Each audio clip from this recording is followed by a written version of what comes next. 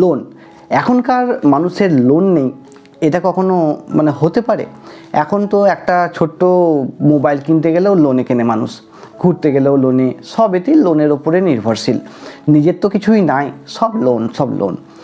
এবার ব্যাপারটা হচ্ছে কি, এত লোনের চক্করে পড়ে না মানুষ মাইনে যেটা পায় সেটা চোখেই দেখতে পায় না, কোথায় যেন চলে যাচ্ছে। আপনি যে চাকরি করতে যাচ্ছেন সেটাও কিন্তু কোনো কোম্পানিকে টাকা দেওয়ার জন্য চাকরি করতে যাচ্ছেন, আপনি আপনার নিজের ইনকামের জন্য চাকরি করতে যাচ্ছেন না। এবার এই লোনের চক্কর থেকে বেরিয়ে আসার জন্য তো অনেক প্রসেস আছে, সেটা অবশ্যই যতই আপনি যা জানুন শিখুন, করতে আপনাকেই হবে।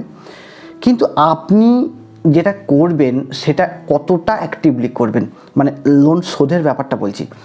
আপনি ডেঞ্জার জোনে বসে রয়েছেন না সেফ জোনে আছেন, আপনাকে জানতে হবে। কিছু কিছু লোন কিন্তু খারাপ হয় না, কিন্তু অত্যাধিক লোন কিন্তু খারাপ হয়। দেখুন, আপনাদেরকে আজকে টোটাল একটা জিনিস জানাবো, বোঝাবো। সেটা আপনারা যদি পুরো ইনফরমেশানটা জানেন তাহলে আপনারা আপনাদের নিজেদেরকে সচেতন করতে পারবেন সময় থাকতে এখনও। আর ভবিষ্যতে যাতে পয়সার অ্যাভেলেবিলিটি যেন ঠিকঠাক থাকে সেই দিকেও আপনি লক্ষ্য রাখতে পারবেন। আপনি ঠিক থাকলে ফ্যামিলিও আপনার ঠিক থাকবে। তো আমি শুভ, গো অ্যাহেড বাংলার নতুন আরও একটি এপিসোডে আপনাদের অনেক স্বাগত। লোনের চক্কর এতটাই খারাপ না, যখনই দেখবেন যে আপনার 50,000 টাকার লোন স্যাংশন হয়ে গেছে, জিপটা একদম লকপক করবে। আপনার প্রয়োজন নেই তবুও বিভিন্ন রকম খুঁজে নেবেন, যে এইখানে খুঁজে নেবেন, কিন্তু আপনি নেবেন কেন ওই ভাববেন না। একটা ম্যানিফেস্টেশনের একটা জিনিস আছে যে লোন কথাটা মাইন্ডে আনবেনই না। লোন কথাটা এলেই না ক্রস করে দেবেন, ক্রস লাল কালি দিয়ে, যে লোন আপনার জন্য নয়। তো ওইসব ব্যাপার পরে বলবো। এখন মোদ্দা কথা যেটা হচ্ছে যে এই লোন আপনি কি করে ডিসাইড করবেন যে আপনি কেমন জায়গায় আছেন। তো দেখুন, আপনার ইনকাম ধরে নিলাম 50,000, রাউন্ড ফিগারে ধরছি আমার হিসাব করতে সুবিধার জন্য, আপনারা বুঝে নিন। এই যদি আপনার লোনের যে ইএমআই, টোটাল ইএমআইটা সেটা যদি 20% মধ্যে থাকে, আপনার 50,000-এর 20% কত হচ্ছে 10,000 টাকা। যদি এই 10,000 টাকার মধ্যে যদি আপনার ইএমআই থাকে তো আপনার কোনো অসুবিধা নেই, আপনি পুরো সেফ জোনে রয়েছেন। হ্যাঁ, আপনাকে লোন শোধ করতে হবে, লোন ফোন না রাখাই ভালো, সেটা তো একটা জেনারেল কথা, কিন্তু আপনি সেফ জোনে রয়েছেন। 0 থেকে 20% পর্যন্ত যদি আপনার ইএমআই থাকে। নেক্সট, যদি আপনার এই লোনের ইএমআই 20% ছাড়িয়ে যদি 30% চলে যায়, তাহলে এবার হচ্ছে আপনাকে সচেতন হতে হবে। যদি আপনার 50,000 টাকা ইনকাম হয় তাহলে 30% হচ্ছে কত, 3 5 15, 15,000 টাকা। আপনার যদি 10,000 ছাড়িয়ে যদি 15,000-এর মধ্যে চলে যায় তাহলে এবার আপনাকে কিন্তু সচেতন হতে হবে, একদম ইয়েলো জোন। নেক্সট, যদি আপনার লোনের অ্যামাউন্ট 30 থেকে 40%-এর উপর চলে যায়, আপনারা হিসাব করুন আপনাদের টোটাল ইএমআই, আপনাদের মাইনের কত পার্সেন্ট হচ্ছে হিসাব করুন আপনারা। যদি 30 থেকে 40%-এর কাছে চলে যায়, এটা কিন্তু ডেঞ্জার জোন। 40% কত, 50,000-এর 40%, 5 4 20, 20,000 টাকা। যদি আপনার ইএমআই টোটাল মিলে 20,000 টাকা হয়ে যায়, আপনি কিন্তু প্রচণ্ড ডেঞ্জার জোনে রয়েছেন। আপনাদের একটা হিসাব দেখায়, আপনারা দেখুন হিসাবটা। একটা মানুষের মাইনে ধরলাম 75,000 টাকা, সেই মানুষটার হোম ইএমআই দেয় দেখুন 25,000 টাকা, গাড়ির ইএমআই দেয় 8,000 টাকা, ক্রেডিট কার্ডের যে মিনিমাম ডিউ সেটা দেয় 5,000 টাকা, আর এছাড়া আরও পার্সোনাল লোন আছে যার ইএমআই দেয় আরও 5,000 টাকা। তাহলে তার টোটাল ইএমআই বাবদ দিতে হচ্ছে দেখুন 43,000 টাকা, তার মাইনে কত 75,000 টাকা। তাহলে তার ডেট টু ইনকাম রেশিও কত হচ্ছে 57%। তার একটা জিনিস দেখুন, 40% তো দূরের কথা, এই হিসাবে একটা মানুষের যদি ইএমআই হয় তাহলে তার ইএমআই হচ্ছে 57%, বুঝতে পারছেন? 30 দিনের মধ্যে 17 দিন সে ব্যাংকের হয়ে বা যার যেখানে যেখানে লোন নিয়ে তার হয়ে কাজ করতে যায়, আর বাকি 13 দিন নিজের সংসারের হয়ে কাজ করতে যায়। বুঝে নিচ্ছেন ব্যাপারটা?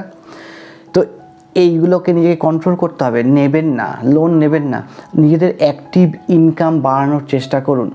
আপনাদের ক্ষমতা না থাকলেও আপনারা কেন লোন নেন?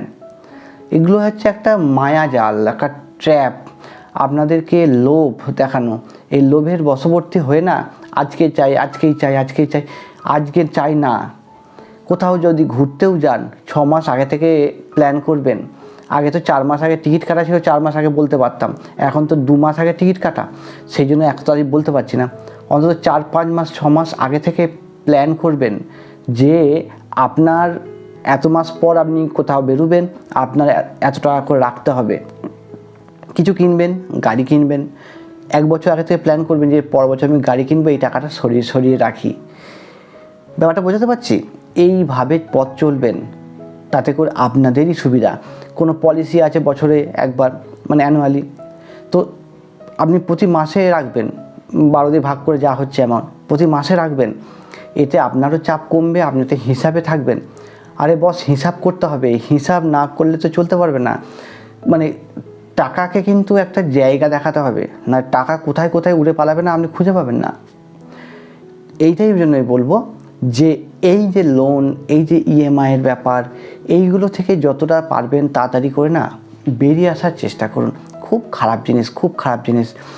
সারা মাস, মানে আপনি চাকরি করেন কি ব্যবসা করেন, যাই করুন, সারা মাস পরিশ্রম করে যখন ব্যাংকে টাকাটা ঢুকবে না, তখন খুব মনটা খারাপ লাগবে।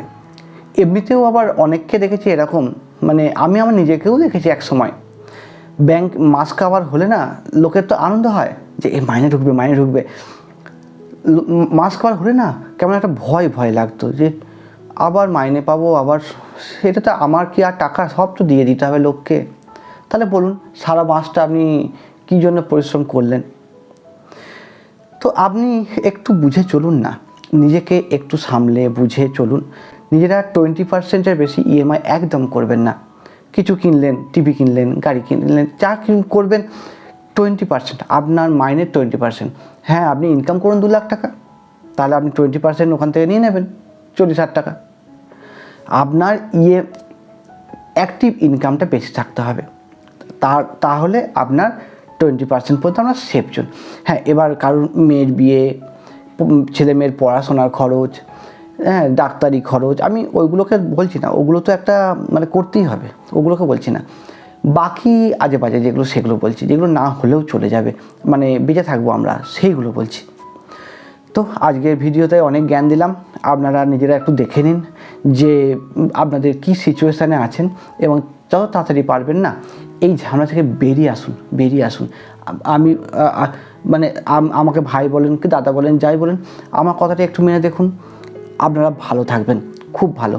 আমিও একসময় এই জালে পড়েছিলাম, এখন বুঝে নিয়ে এখন একদম পুরো আউট, আর কিছু সামান্য রয়েছে ওটুকু উদ্ধার করে দেবো, বাঁচবো তাহলে পুরো একদম। তো আজকের ভিডিওটা এই পর্যন্তই, সবাই ভালো থাকবেন, ধন্যবাদ।